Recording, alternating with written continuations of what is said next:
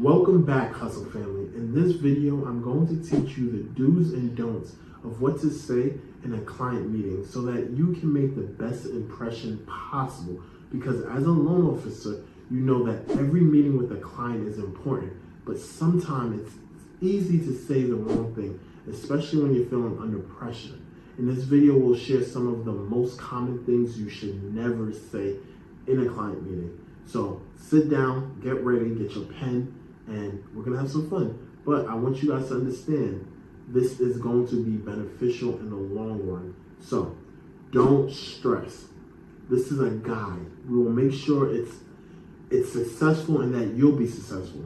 When it comes to making a good impression, here are some of the things that you should definitely not say. By avoiding these mistakes, you'll be able to put your best foot forward and make a great impression on potential clients.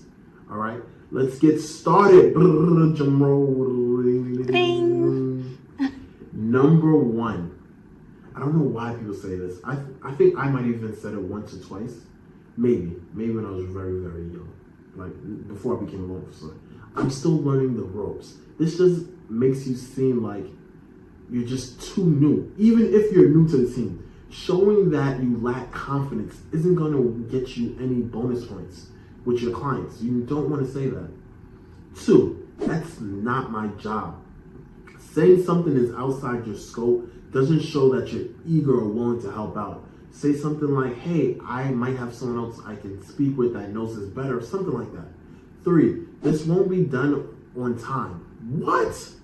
Do not rain on everyone's parade by announcing potential delays. Instead, come prepared with realistic solutions. We don't want problems, we want solutions. I don't know. Try to avoid this one at all costs. If you really don't know the answer to a question, let your client know that you'll look into it and get back to them with more information as soon as possible. Number 5, that's not in our budget. Do not be so quick to reject their ideas. Try suggesting alternatives that fit within their timeline and budget constraints. For example, if they're showing you a house that you're like, hey, they don't get pre-approved for that, say, hey, that house in that neighborhood might be outside your budget. But if we look at this house at this neighborhood, or maybe if we look at this house that needs a little bit more work, that might help. Remember, with the right attitude and preparation, you can breeze through any client meeting. So now as a bonus, I'll tell you some of the do's. These are some of the things that you should say. Sometimes it's hard to focus on the task at hand when there are so many distractions around the office. So try these tips and see if they'll help you stay focused during the next meeting.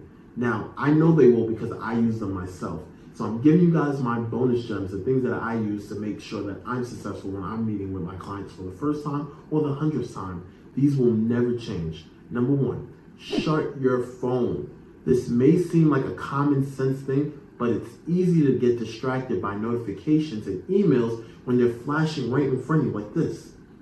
If possible, put your phone in another room or just turn it off completely, especially if you can. If you have a new baby coming or something like that, then don't turn your phone off because I don't want your wife getting mad at me, but turn it off and make sure you focus with the person in front of you. Make them feel like a person.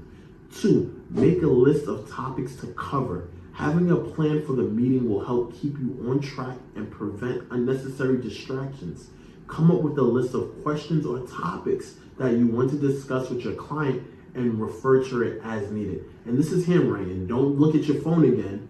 This is handwriting on a paper. I know you guys don't use paper and pens anymore, but please. 3, take notes. This one goes hand in hand with having a list of topics to cover. Jotting things down, the important points, or taking brief minutes can help jog your memory later on and ensure no details are missed. Number 4, I'm guilty of this one.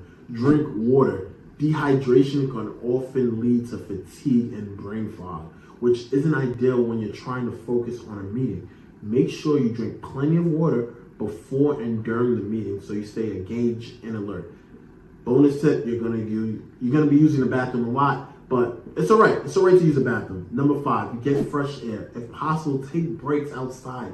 Go for a quick walk around the block to clear your head and refresh yourself before returning back to the meeting or prior to the beginning. So you're going to do this if you have meetings back to back. Stop, get out, get a little walk in, do something to clear your head. Now, try out these tips in your next meeting and let me know how it goes. Did it help you? Any tweaks you had to make them work better for yourself? Now, these aren't a do-all, end-all. Like, you can play around with it and take some of the things that you think will work and don't disregard the other things that don't. These are things that just helped me, and these are the tips that I share in my program for loan officers. So if you want to join, just click the link in the bio. No, click the link under, somewhere around here, right, Rafa? Somewhere around here. Thank you, Hustle family. I appreciate you. Over and out.